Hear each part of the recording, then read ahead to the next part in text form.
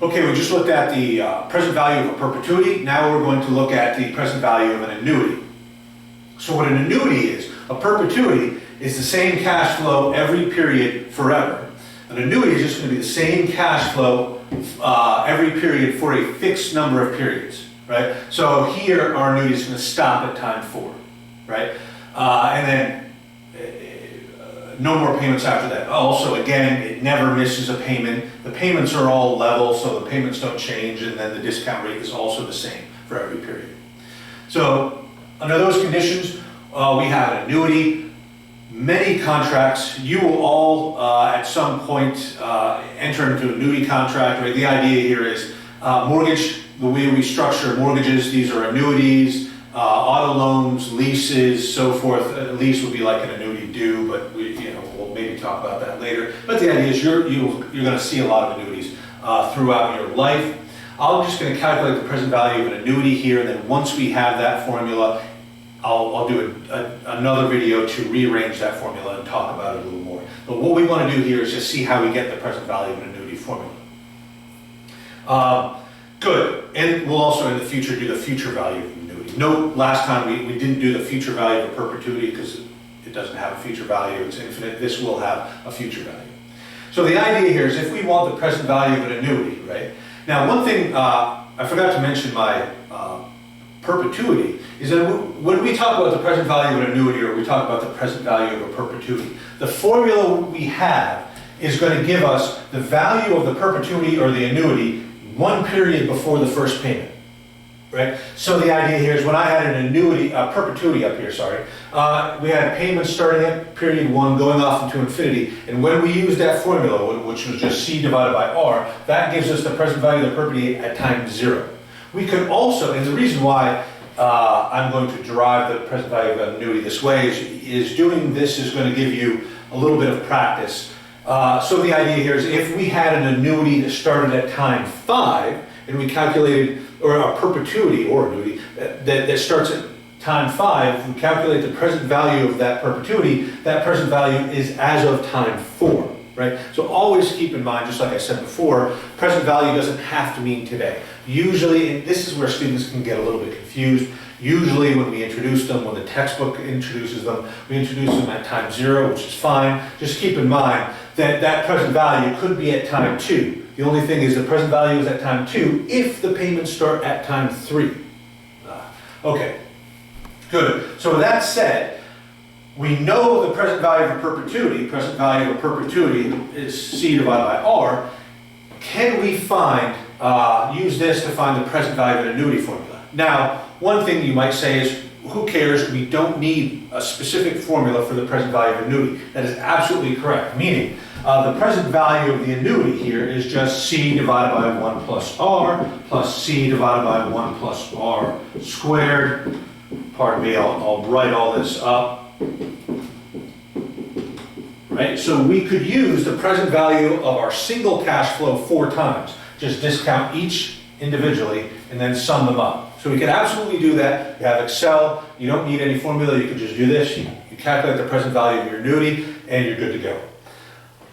But what we can also do, and what is somewhat useful, is to derive a closed form solution for this so that we don't have to write the terms out. Again, our formula is going to be the exact same as this. So the way we can do it is we can notice that these cash flows, the present value of all these cash flows should be the present. What we can do is we can imagine, say it went off like this, right? Then we can calculate the present value of, this would be a perpetuity, say it goes off forever, right? We can calculate the present value of this perpetuity using this, right? And then we could also say, well, but the only problem is this gives me the present value of all these cash flows that I don't want, right? So is there any way where we could take out all these cash flows off into infinity? Well, absolutely. Those cash flows are a perpetuity, and we can calculate that present value of that perpetuity as of time 4. So the idea here is we just need to subtract out the present value of the perpetuity as of time 4, but keep in mind, now this present value of a perpetuity is as of time 4, so we need to discount that back to today, so divided by 1 plus R to the 4th. And I'm going to just write generally here, I'm going to say, well, let's just say the 4, well, we could just say 4 there, right? But this is, let's say this is an annuity, so N is going to be the number of periods in our annuity. So N is 4 in this case, so I'm just going to replace this with N, right?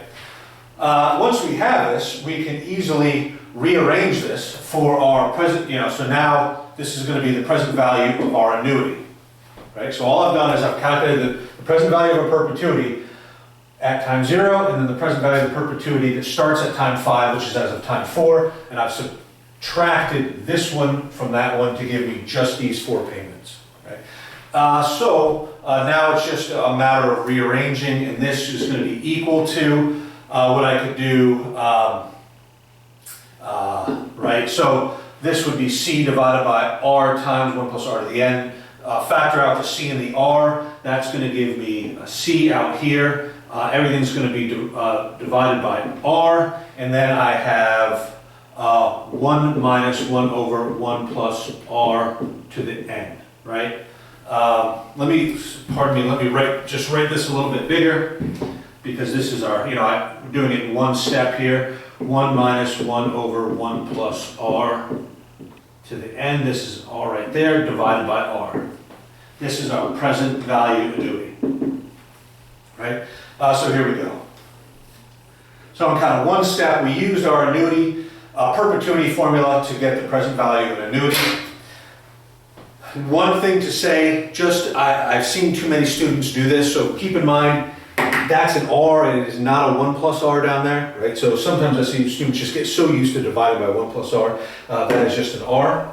So the idea here is this will give us the same exact value as this, right? Keep that in mind. You can use either, right? It doesn't matter. Again, this is where students will ask me, what formula do I use for this?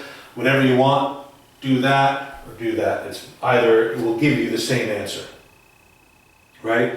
A couple things I want to say about this is sometimes students will then try to memorize, well, if the discount rate goes up, what happens to the present value?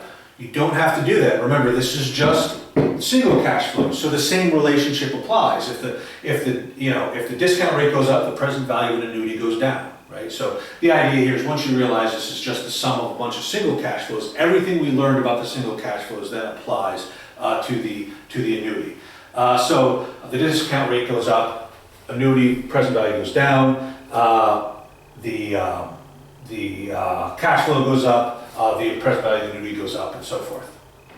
Last thing I want to say here before we move on is just to reiterate, what did I want to reiterate here? Oh, again, one thing just to reiterate, remember, this is the present value of the annuity as of one period before the cash flows start. So theoretically, you can still use this, right? So let's say you had a situation where, we'll just do something stupid, a 2-period annuity, right? So if this is just the annuity, right?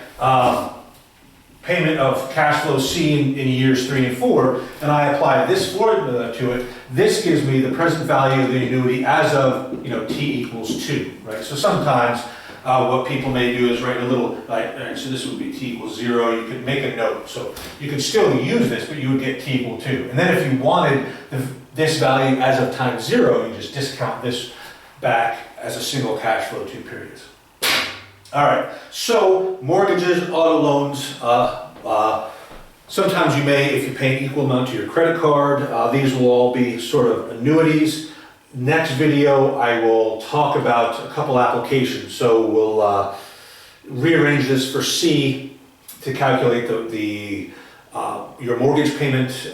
Maybe we'll use this to also calculate how long it'll take to pay off your credit card. We'll solve it for N. The one thing I can't do here is solve it for R, because this is going to be the root of, and maybe I'll do a little video on this to show you, but it's the root of, in this case, a polynomial of degree 4, which we actually can calculate. I think you can calculate it to the quintic, which is 5, but generally we just use a Newton-Raphson algorithm to find R, which is going to find where this polynomial crosses the axis.